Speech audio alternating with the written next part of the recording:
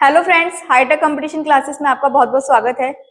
Friends, आप सभी जानते हैं कि सभी टीचिंग एग्जाम्स में साइकोलॉजी से कितने क्वेश्चन आते हैं। तो आज हम इसके बेसिक से कुछ मेन पॉइंट समझते हैं। तो चलिए स्टार्ट करते हैं फिलोसफी से। फिलोसफी यानी कि दर्शन शास्त्र। दर्शन शास्त्र से मतलब इसके शब्द में ही आपको दिख रहा होगा इसका अर्थ, दर्शन यानी कि देखना। ठीक है, दर्शन करने। तो दर्शन से मतलब यहाँ पर देखने के नजरिए से है। आप किसी चीज को किस नजरिए से देखते हैं, उस नजरिए का प्रभाव आपके जीवन पर किस प्रकार से पड़ता है। तो कह सकते हैं हम कि ये जीने की कला हमें सिखाता है। ठीक है, तो आर्ट ऑफ लिविंग इसकी दूसरी डेफिनेशन या इनडायरेक्टली हम इसको बोल सकते हैं। इससे ही जन्मा है क्या, साइकोलॉजी। साइकोलॉजी का मतलब मनोविज्ञान। अब यहाँ भी आप इसके शब्द से अर्थ निकाल सकते हैं, मनोविज्ञान यानी कि मन का विज्ञान। पर इसको हम थोड़ा सा ठीक से समझेंगे क्योंकि मेन जो है हमारा यही है। साइकोलॉजी एक इंग्लिश वर्ड है जो कि साइकोलॉजिया लैटिन भाषा के शब्द से जन्मा है। तो उसको हम दो भागों में अगर तोड़े, यहां मैंने गलत लिख दिया, इसको आप जी लिख लेना। ठीक है, साइकी मतलब आत्मा और लोजी मतलब अध्ययन। ठीक है, या लोगोस भी बोल सकते हैं आप इसको। तो आत्मा का अध्ययन किसमें हम करते हैं, साइकोलॉजी में। समय समय पर इसकी परिभाषा में परिवर्तन हुआ है, वो आगे समझेंगे। ठीक है, और इसी से हम इसको यानी कि साइकोलॉजी को ही हम किस में यूज करने लगे हैं आजकल, एजुकेशन साइकोलॉजी में। अब आते हैं एजुकेशन साइकोलॉजी पर। एजुकेशन साइकोलॉजी यानी कि शिक्षा मनोविज्ञान। ठीक है, बदलते समय के साथ साइकोलॉजी का यूज एजुकेशन में भी होने लगा, जिसके लिए हम इसको पढ़ रहे हैं। ठीक है, तो टीचिंग मेथड्स में ये काफी हेल्पफुल होता है। बच्चों को जानना, बच्चों के व्यवहार को जानना, ये टीचिंग को क्या बनाता है, इजी बनाता है। हम यहाँ से कुछ चीजें अप्लाई कर सकते हैं बच्चों पर और बच्चों के व्यवहार को जान सकते हैं। ठीक है, ताकि हमें टीचिंग करने में भी क्या रहे, आसानी रहे। तो यहाँ हमें पढ़ना होगा आगे, use of psychology in education, शिक्षा के क्षेत्र में मनोविज्ञान के प्रयोग। चलिए अब आगे देखते हैं। सबसे पहले यानी कि प्राचीन समय में मनोविज्ञान को आत्मा का अध्ययन बताया गया। कुछ टाइम बाद इसको मन का अध्ययन कहा गया। ठीक है, उसके कुछ टाइम बाद चेतना का अध्ययन, और आज के टाइम में यानी कि आधुनिक समय में इसको व्यवहार का अध्ययन माना जाता है। ठीक है, तो प्रैक्टिकल हो रहे हैं लोग, तो इस चीज को लेकर ये याद रखना कि मनोविज्ञान क्या है। अगर आधुनिक समय का पूछ ले, मॉडर्न टाइम का, तो व्यवहार का अध्ययन। एक मनोवैज्ञानिक रहे विल्हेम वुंट। ठीक है, इसकी स्पेलिंग कभी इंग्लिश में आ जाए कभी हिंदी में, तो आपको ये दोनों नाम ध्यान रखने हैं, दोनों ही स्पेलिंग हिंदी इंग्लिश की। इन्होंने बोला कि मनोविज्ञान चेतना का अध्ययन है। अभी हमने पढ़ा ना कि आत्मा का, फिर मन का, फिर चेतना का, व्यवहार का। तो अलग अलग मनोवैज्ञानिकों ने इसकी अलग अलग परिभाषाएं दी हैं। तो जिनमें से एक परिभाषा किसकी है, मनोवैज्ञानिक की, विल्हेम वुंट की। ठीक है, इन्हीं को मनोविज्ञान का जनक कहा जाता है। वो चीजें हम आगे पढ़ेंगे। Next Woodworth, R S Woodworth भी एक मनोवैज्ञानिक थे। इन्होंने बोला कि सर्वप्रथम मनोविज्ञान ने अपनी आत्मा छोड़ी, उसके बाद अपने मस्तिष्क को छोड़ा, त्यागा या छोड़ा, तथा चेतना खोई, और अब वह अपने व्यवहार को अपनाए हुए है। ये ऐसा कहते हैं कि सबसे पहले मनोविज्ञान ने अपनी आत्मा को छोड़ा। ठीक है, ये याद करने के लिए भी है। उसके बाद उसने अपने मन को या मस्तिष्क को उसने त्यागा, फिर उसने अपनी चेतना खो दी, और अब वो अपने व्यवहार को अपनाए हुए है। तो ऑल ओवर हम इतना समझ पा रहे हैं कि जो चारों चीजें हैं वो किसकी डेफिनेशन में आ रही हैं, ये आर एस वुडवर्थ। तो ये क्वेश्चन आ जाता है कि ये कथन या स्टेटमेंट है किसका दिया हुआ है ना, तो आपको ये याद रखना है। नेक्स्ट, स्किनर जो एक मनोवैज्ञानिक थे, इन्होंने बोला कि मनोविज्ञान को जीवन की समस्त परिस्थितियों के प्रति उसकी प्रतिक्रियाओं का अध्ययन है। यानी कि कोई भी सिचुएशन आ जाए लाइफ में, तो आप कैसे सरवाइव करते हैं, कैसे उसको फेस करते हैं। ठीक है, तो वो जो आपका मैनेजमेंट है, ठीक है, वो किस प्रकार का होगा, आप कैसे रिस्पॉन्ड करेंगे, क्या प्रतिक्रियाएं देंगे उस टाइम पर।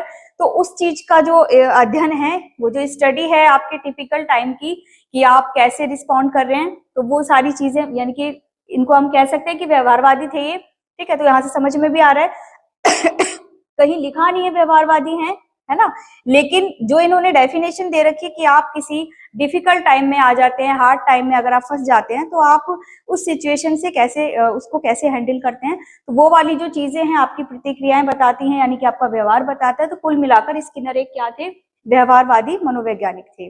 देखते हैं एक और मनोवैज्ञानिक के बारे में, एक स्टेटमेंट, जॉन लॉक। इनका स्टेटमेंट काफी इंपॉर्टेंट है, एग्जाम में बार बार पूछा जाता है। इन्होंने बोला था कि बच्चे एक टेबुलर आसा यानी कि रिक्त दिमाग के साथ पैदा होते हैं, यानी कि ब्लैंक माइंडेड होते हैं। इनको जिस भी सांचे में ढाला जाएगा ये वैसे ही रिस्पॉन्ड करेंगे, वैसे ही व्यवहार करेंगे। ठीक है, वही चीजें सीखेंगे, जो माहौल आप इनको प्रोवाइड कराएंगे ये उसी के अकॉर्डिंग बढ़ते हैं, ग्रो करते हैं। तो यहाँ पर हम तभी अनुमान लगा सकते हैं कि ये इनका भविष्य क्या रहने वाला है। ठीक है, तो इन्होंने ये स्टेटमेंट दिया, जबकि इसके विपरीत सुकरात के शिष्य प्लेटो ने इसको नकारा है। वो बोलते हैं कि बच्चे जन्म से ही कुछ ज्ञान लेकर पैदा होते हैं, ऐसा नहीं है कि वो ब्लैंक माइंडेड होते हैं। ठीक है।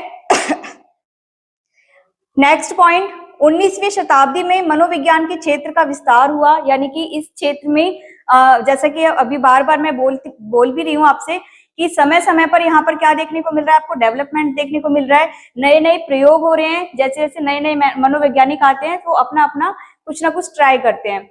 तो यहाँ पर इसको हम कई भागों में डिवाइड कर सकते हैं, जिनमें से प्रमुख है संरचनावाद, प्रकार्यवाद, व्यवहारवाद, ठीक है, मानवतावाद, मनोविश्लेषणात्मकवाद। तो वो वाली चीजें यहाँ पर हम आगे देखेंगे, अभी सिर्फ हमें मेन चीजें समझनी है। तो पहला पॉइंट लेते हैं संरचनावाद। 1879 में विल्हेम वुंट ने जर्मनी के लिप्जिग में एक लैब में प्रयोग किया था, टेस्ट किया था। ठीक है, जिस टेस्ट को किस नाम से जाना जाता है, वस्तुनिष्ठ आत्मनिरीक्षण प्रक्रिया। ठीक है, ऑब्जेक्टिव एक टेस्ट था। तो ये किस लिए था, मानव मन के अध्ययन के लिए। तो क्वेश्चन में अगर आपसे पूछा जाएगा कि सर्वप्रथम मानव मन के प्रति जो अध्ययन किया गया वो किसने किया था, तो वो वुंट ने किया था। और यही रीजन है कि इनको मनोविज्ञान का जनक भी कहा जाता है। फादर ऑफ साइकोलॉजी किसे कहा जाता है, ये विल्हेम वुंट को। ठीक है, तो इतना आपको कवर करना है। फिलॉसफी यानी कि आपका दर्शन शास्त्र, जिसका भाग हुआ करता था मनोविज्ञान, है ना। फिलॉसफी यानी कि किसी भी एक चीज पर आप डीपली रिसर्च करते हैं, तो यहाँ पर मन को भी उसमें लिया गया था एक टाइम पर, स्टार्टिंग में। धीरे धीरे साइकोलॉजी का अपना क्षेत्र विस्तार हुआ और इसमें अलग अलग चीजें निकल कर आई। नए नए वैज्ञानिकों ने अलग अलग प्रकार से इसमें एक्सपेरिमेंट किए और अब हम इसको शिक्षा मनोविज्ञान में भी काफी यूज करते हैं। ठीक है, तो अब चलते टॉपिक पर। अच्छा हाँ, स्कूल ऑफ साइकोलॉजी यानी कि जैसे जैसे मनोविज्ञान का विस्तार हुआ, वहां पर हम देखेंगे कि कम्युनिटीज काफी सारी बढ़ती चली गई। तो वो जो मेन 8 कम्युनिटीज है यानी कि स्कूल ऑफ साइकोलॉजी, उनको यहाँ पर लेटर्स के सीक्वेंस में अगर आप याद करें तो ये देखेंगे आप। सबसे पहले स्ट्रक्चरलिज्म यानी कि संरचनावाद जो हम पढ़ चुके हैं, सेकंड फंक्शनलिज्म जो अब हम पढ़ेंगे। ठीक है, और तीसरा आपका हो जाएगा साइको एनालिसिस, और बी से आपका बिहेवियरिज्म हो जाएगा, जी से गेस्टॉल्टवाद हो जाएगा, सी से आपका हो जाएगा कॉग्निटिव साइकोलॉजी, एच से आपका ह्यूमनिज्म, और लास्ट आपका सी हो जाएगा कंस्ट्रक्टिविज्म, है ना।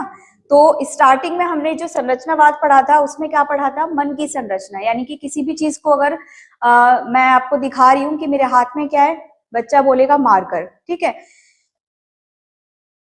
हो सकता है उसे पता भी ना हो, लेकिन जिन्हें पता है वो फट से बोलेंगे मार्कर। मैं पूछूंगी इसकी कैप का कलर कैसा है, वो कहेगा ब्लैक। तो मैं क्वेश्चन के आधार पर ये जान पा रही हूँ कि वो मेरे क्वेश्चन के आधार पर उसके मन में कैसी कैसी संरचनाएं बनती जा रही है, कितना टाइम ले रहा है वो बताने में, वो किस तरीके से बता रहा है, किसने पहले बताया, स्पीड किसकी ज्यादा है, किसकी नॉलेज ज्यादा है। ठीक है, तो मन की संरचना को पढ़ने को लेकर संरचनावाद का जन्म हुआ।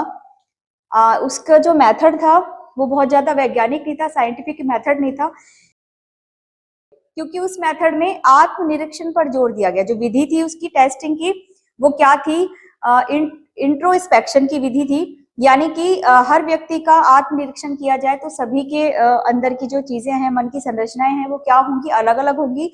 तो किसी एक सांचे में उसको नहीं रखा जाता। हम कह सकते हैं कि एक की मन की संरचना काफी स्पीडली थी, दूसरे की स्लो थी, पर हम कोई फैक्चुअल उसका रिजल्ट नहीं निकाल सकते। विधि को बहुत ज्यादा मान्यता नहीं मिली, हालांकि वो स्टार्टिंग की थी तो इसलिए उसको हम पढ़ते हैं, है ना, क्वेश्चन आ जाते हैं हमारे से। खैर हमें इतना ही जानना था। अब देखते हैं हम प्रकार्यवाद, कार्यात्मकतावाद, फंक्शनलिज्म। इसमें हमें क्या पढ़ना है, जैसे मैंने आपको ये मार्कर दिखाया, मैंने ये पूछा कि ये मेरे हाथ में क्या है, ये किस कलर का है, ठीक है, इसकी शेप कैसी है, वहां से मैंने जाना कि मन की संरचना कैसी है। इसके साथ ही अगर मैं कोई खाने की चीज साइड रख देती हूँ, बच्चे से पूछती हूँ कि स्मेल किसकी है, तो वो उसको स्मेल करके बताएगा कि हाँ ये इस चीज की स्मेल है। मैंने पूछा इसका टेस्ट कैसा होता है, वो उस चीज को बताएगा। ठीक है, तो इसमें हमें क्या पढ़ना है, दैनिक जीवन में चेतना, यानी कि आप डेली रूटीन में कितना कॉन्शियस रहते हैं, है ना, आपका जो कॉन्शियस माइंड है वो किस प्रकार से वर्क करता है, ये उस चीज के बारे में है। मार्कर का एग्जाम्पल मैंने संरचनावाद में भी लिया, यहाँ भी लेती हूँ। मैंने यहाँ तक पूछा था कि ये क्या है, किस कलर का है, या एक क्वेश्चन और कर लेती हूँ कि ये किस शेप का है। ये सारे क्वेश्चन किस आधार पर है, संरचनावाद के आधार पर। जबकि हम जब इसमें प्रकार्यवाद में आते तो अब मेरा क्वेश्चन बनेगा कि ये क्या काम करता है, ठीक है, तो ये लिखने का काम करता है। यानी कि जब तक उसके स्ट्रक्चर पर, यानी कि किसी चीज के बारे में जब मैं क्वेश्चन कर रही थी तब तक उसके स्ट्रक्चर के बारे में ही बात हो रही थी, और आपका माइंड भी वैसे ही स्ट्रक्चर बनाता हुआ क्वेश्चन समझ पा रहा था। लेकिन अब जब इसके कार्य के बारे में बात हो गई है कि कोई भी चीज है वो किस प्रकार से कार्य करती है, तो हम किस में आ जाएंगे, प्रकार्यवाद में। यहाँ बात करते हैं हम विलियम जेम्स की। इन्होंने भौतिक लक्षणों को, जो जीवन के हमारे रोजमर्रा की जिंदगी के जो भौतिक लक्षण हैं, यानी कि फिजिकल ट्रेट्स, उनको इन्होंने मान्यता दी है कि मन की संरचना ही काफी नहीं है किसी व्यक्ति को जानने के लिए। और अगर हम एक को जान लेते हैं, दूसरे को जानेंगे, अगर 10 व्यक्ति खड़े हैं तो 10 के अलग अलग लक्षण होंगे मन के आधार पर, तो वहां से कोई बहुत ही अच्छा खासा रिजल्ट नहीं मिलता। ये संरचनावाद की कहानी थी, ठीक है। अब प्रकार्यवाद में मान्यता दी गई है कि वो कार्य कैसे करते हैं, कार्य के आधार पर व्यक्ति को परखो, ठीक है। तो यहाँ पर क्वेश्चन बनता है, जैसे इन्होंने बोला, किस प्रकार से अपने वातावरण में व्यक्ति काम करते हैं, ठीक है, कैसे रिस्पॉन्ड करते हैं, तो वो वाली चीजें है। सिर्फ मन की बातों से हटकर यहाँ पर कार्य को भी ऐड किया गया। तो इनकी बुक थी प्रिंसिपल्स ऑफ साइकोलॉजी, इसमें इन्होंने विस्तार से इस चीज का वर्णन कर रखा है। नेक्स्ट पढ़ते हैं मनोविश्लेषण, यानी कि साइको एनालिसिस, अंदरूनी व्यक्ति को पहचानना। आपके भी आसपास कुछ ऐसे लोग होंगे जो इंट्रोवर्ट होते हैं, यानी कि बहुत ज्यादा ओपन नहीं होते। ऐसे व्यक्ति को पहचानने के लिए कौन सी विधि यूज की जाती है, साइको एनालिसिस। अच्छा, इन व्यक्ति का जो लक्षण होता है, जो इनकी जो विशेष पहचान होती है, वो कैसे हम उसको आइडेंटिफाई करेंगे, जानते हैं। सिगमंड फ्राइड का कथन था, इन्होंने बोला कि विस्मरण, यानी कि याद रखना, यादें जो होती हैं हमारी, रिमेम्बर करना, मेमोरीज जो है, अशुद्ध उच्चारण, ठीक है, आप किसी चीज को प्योरली प्रोनाउंस नहीं कर पा रहे, मजाक बनाना, स्वप्नों के विश्लेषण, ये सारी चीजें इसमें सहायक होती है। यानी कि बोला जाए तो इन्होंने बात की है, अभी तक हमने मन की संरचना की बात की, ठीक है, कार्यों की बात कर ली कि हमारा जो दैनिक जीवन में जो हमारी चेतना है, किसी काम को करने की इच्छा है, वो कैसे काम करती है, वो वाली चीजें थी। मनोविश्लेषण में यहाँ पर मन के किसी अंदरूनी व्यक्ति को समझना, इंट्रोवर्ट पर्सन को समझना। तो इसके लिए क्या, मन को 2 भागों में देखा गया, मतलब इस पर जो रिसर्च हुई, अचेतन मन और चेतन मन, ठीक है। चेतन मन वो है जो कॉन्शियस रहता है, एक्टिव रहता है, प्रेजेंट में रहता है, ये उसकी पहचान है। जबकि अनकॉन्शियस माइंड जो है हमारा, वो किसी प्रकार की यादों में खोया रहता है, ठीक है। और अगर आपने कोई सपना देख लिया या आप किसी चीज से डरे हुए हैं, ठीक है, तो उसको बहुत जल्दी आप बाहर नहीं निकाल पा रहे हैं, बोल नहीं पा रहे किसी से आप कोई बात इसलिए नहीं कहते कि मेरा मजाक बनेगा, आप चीजों को बहुत ही क्लियरली नहीं बोल पा रहे, ठीक है। तो वो सारी चीजें जिनको अगर आप बाहर निकालते हैं तो उसको आपको ऐसा लगता है कि उसका नेगेटिव मुझे रिस्पॉन्स मिलेगा, लोग यानी कि सामने वाले जो हैं वो मेरा मजाक बनाएंगे, नेगेटिवली रिएक्ट करेंगे। तो मन का वो हिस्सा जो आपको डराए हुए रखता है, ठीक है, आपकी कुछ इच्छाएं उसमें दबी रहती हैं, आप किसी चीज से डर रहे हैं तो उससे आप उभर नहीं पा रहे हैं, तो बहुत सारी नेगेटिव चीजें हैं। और इससे क्या होता है कि बच्चे के दिमाग पर असर पड़ता है, सीखने पर असर पड़ता है, बच्चा वीक होता है मेंटली, है ना। तो ये सारी चीजें, तो इस पर एनालाइज किसने किया, सिगमंड फ्राइड ने।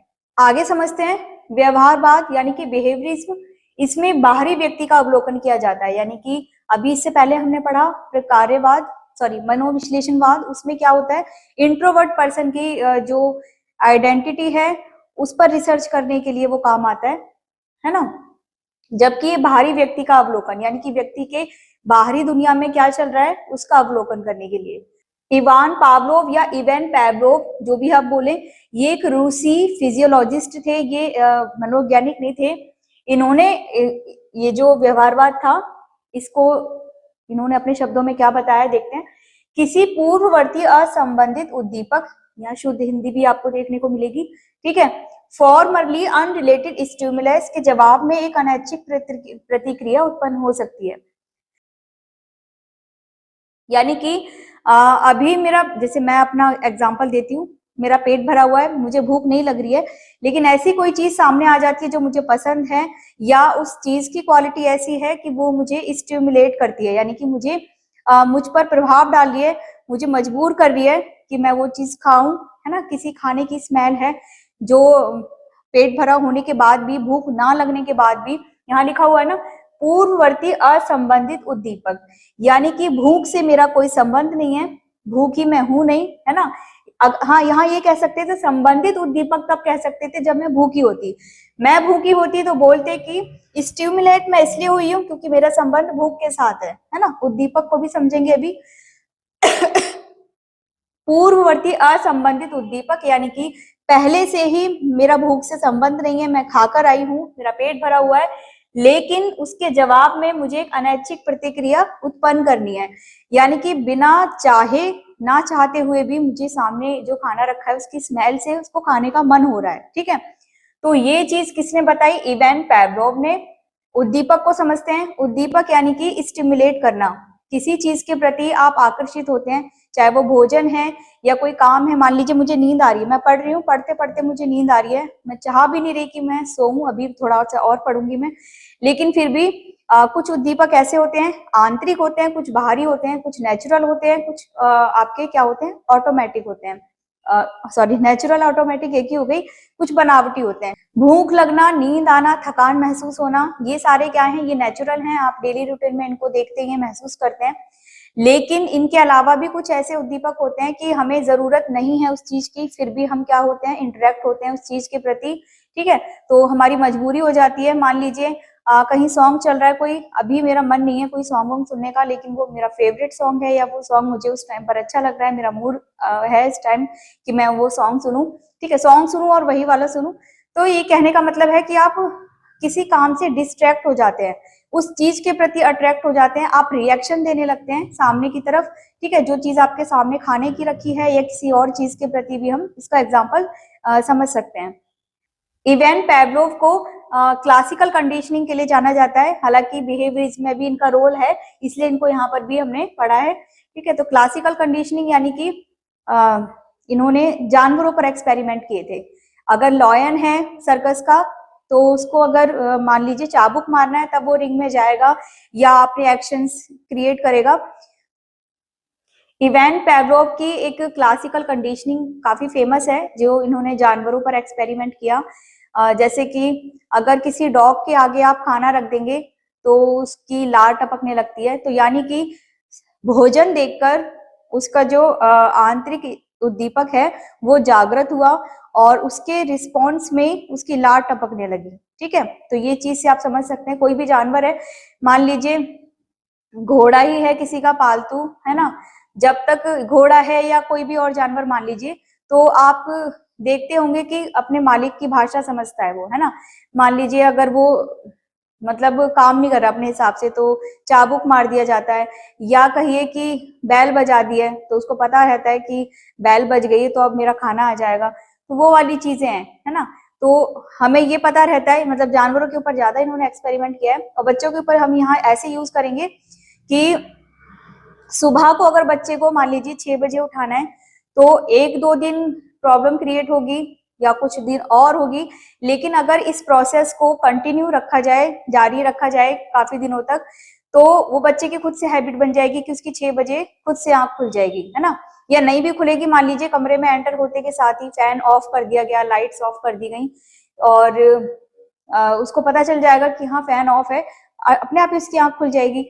तो कहने का मतलब है, जब आप किसी चीज को किसी की हैबिट बनाते हैं, तो उसको कोई प्रोसेस होता है, उसको फॉलो करते हैं कुछ दिनों तक, तो उसकी अपने आप हैबिट बन जाती है। बच्चों में ये आदत सुबह उठाने के लिए, या फिर आप देखेंगे कि जब क्लास के पीरियड्स चेंज होते हैं, तब क्या होता है कि बच्चे को पता चलता है, वो टाइम कई बार नहीं उसको पता होता कि उसके पास वॉच नहीं है या कुछ भी, लेकिन बेल बज गई तो उसे पता है कि हाँ लंच लंच का टाइम हो गया है, बेल बज रही है, उसको पता है कि हाँ ये छुट्टी का टाइम हो रहा है, तो वो क्या होता है, हैबिचुअल हो जाता है उसको लेकर। इतना ही समझते हैं, ज्यादा नहीं। अब देखते हैं जॉन वाटसन। जॉन वाटसन, इन्होंने बिहेवियरिज्म पर बात की और अच्छे से बात की, और ये पहले अमेरिकी मनोवैज्ञानिक थे। इन्हें व्यवहारवाद का जनक कहा जाता है, यानी कि इन्होंने अच्छा काम किया होगा इस फील्ड में, तभी इनको फादर ऑफ बिहेवियरिज्म बोला जाता है। इनका एक कथन बहुत फेमस है, मुझे 1 दर्जन बच्चे दे दो, मैं उन्हें अपने यहाँ 2 बार लिख दिया मैंने अपने,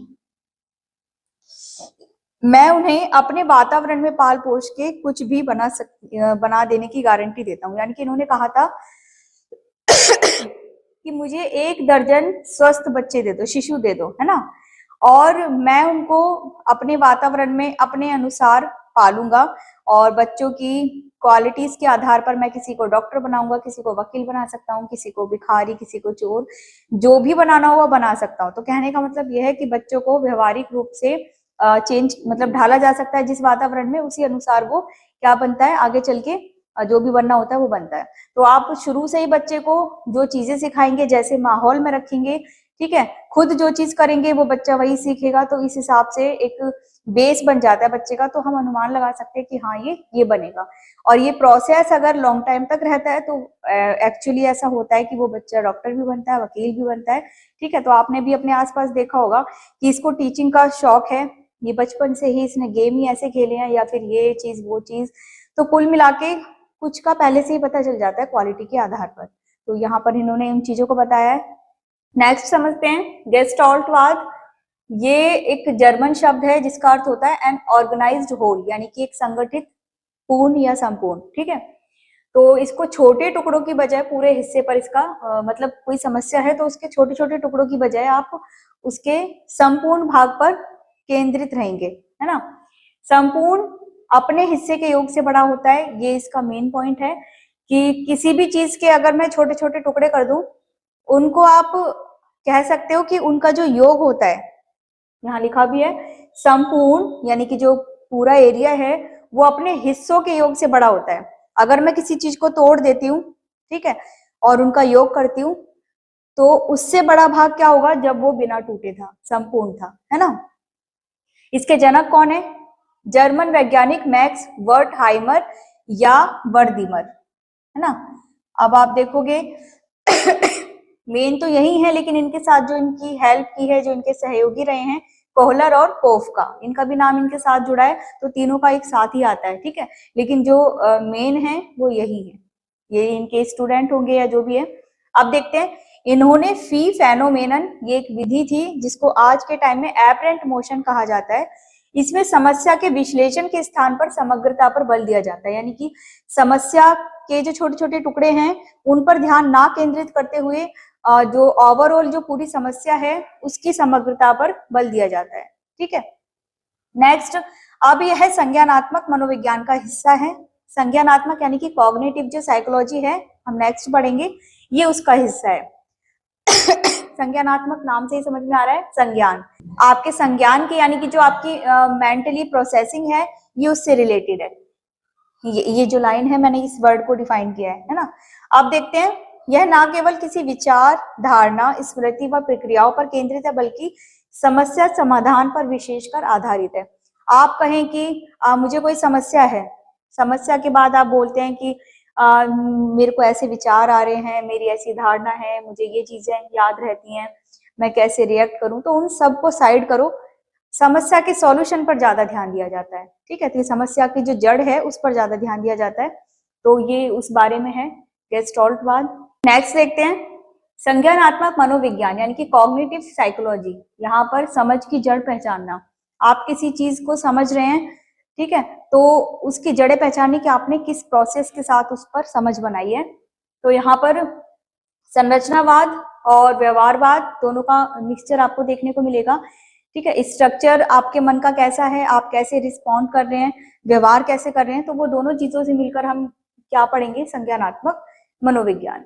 देखिए, संज्ञानात्मक विकास के पक्ष में जिन्होंने काम किया उनमें से 2 लोग, मिलर और जेरोम ब्रूनर, इन्होंने हार्वर्ड यूनिवर्सिटी में संज्ञानात्मक अध्ययन केंद्र की स्थापना की।